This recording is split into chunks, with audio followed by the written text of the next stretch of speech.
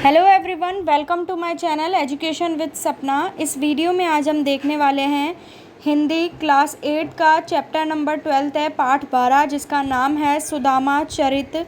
इस चैप्टर के आज हम प्रश्नोत्तर देखेंगे, क्वेश्चन आंसर्स। तो चलिए शुरू करते हैं इस वीडियो को लाइक ज़रूर करें, फ्रेंड्स के साथ शेयर करें, चैनल पे नए हैं तो सब्सक्राइब जरूर करें और बेल आइकन को प्रेस करें, जिससे आने वाली नेक्स्ट वीडियो की नोटिफिकेशन आप तक तुरंत पहुँच सके।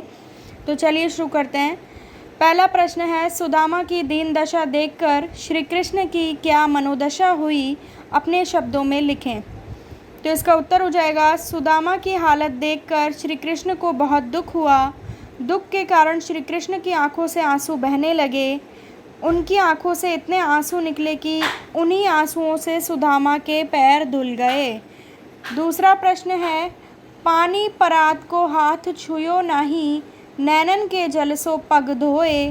पंक्ति में वर्णित भाव का वर्णन अपने शब्दों में कीजिए। तो इसका उत्तर हो जाएगा, प्रस्तुत दोहे में यह कहा गया है कि श्री कृष्ण ने अपने बचपन के मित्र सुदामा के आगमन पर उनके पैरों को धोने के लिए परात में पानी मंगाया, परंतु सुदामा की दुर्दशा देखकर उनको इतना कष्ट हुआ कि आंसुओं से ही सुदामा के पैर धुल गए। तीसरा प्रश्न है, चोरी की बान में हो जूं प्रवीण। इसमें 3 प्रश्नों के उत्तर देने हैं आपको। पहला पूछ रहा है, उपयुक्त पंक्ति कौन किससे कह रहा है। दूसरा इसमें पूछ रहा है, इस कथन की पृष्ठभूमि स्पष्ट कीजिए। और तीसरा है, इस शिकायत के पीछे कौन सी पौराणिक कथा है। तो इसमें पहले का उत्तर हो जाएगा, उपयुक्त पंक्ति कृष्ण सुदामा से कह रहे हैं। और दूसरा, सुदामा की पत्नी ने श्री कृष्ण के लिए भेंट स्वरूप कुछ चावल भिजवाए थे, संकोचवश सुदामा श्री कृष्ण को यह भेंट नहीं दे पा रहे हैं।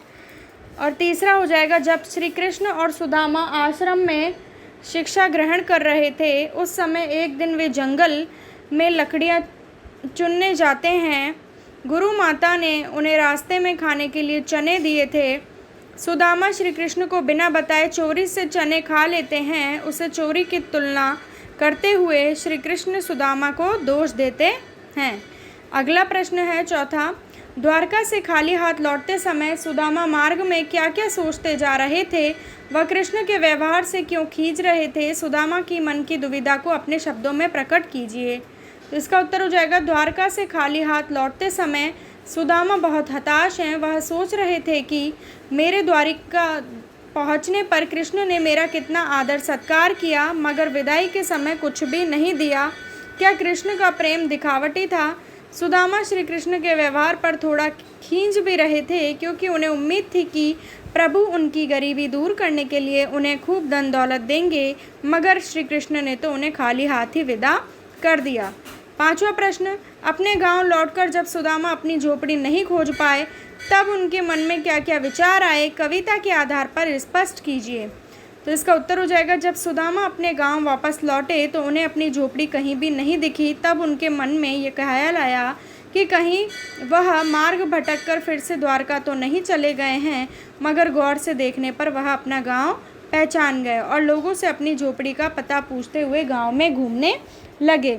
अगला छठा प्रश्न है, निर्धनता के बाद मिलने वाली संपन्नता का चित्रण कविता के अंतिम पंक्तियों में वर्णित है, उसे अपने शब्दों में लिखिए। तो इसका उत्तर हो जाएगा, श्री कृष्ण की कृपा से निर्धन सुदामा की दरिद्रता दूर हो गई। जहाँ सुदामा की टूटी फूटी सी झोपड़ी रहा करती थी, वहाँ अब सोने का महल खड़ा है।